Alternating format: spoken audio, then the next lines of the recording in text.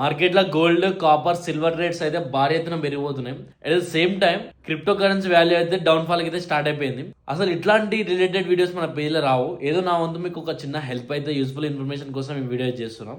మీకు simple words లో అర్థమయ్యేటట్టు చెప్పాలంటే, మీరు రోడ్డు నుంచి నడుచుకుంటూ వెళ్తుంటారు. అప్పుడు సడన్ గా ఫుల్ వర్షం వస్తుంటది. అప్పుడు మీరు అంబరేలా కోసం చూస్తుంటారా, లేదంటే జల్దీ ఉరికి వెళ్ళి కింద పడతాను చూస్తుంటారా? అంబరేలా కోసమే చూస్తుంటారు కదా. సేమ్ ఇట్లానే మార్కెట్ లో కూడా war news, inflation, economy slow ఉన్నప్పుడు జనాలంతా కూడా భయపడి గోల్డ్, సిల్వర్, కాపర్ సైడ్ వస్తుంటారు.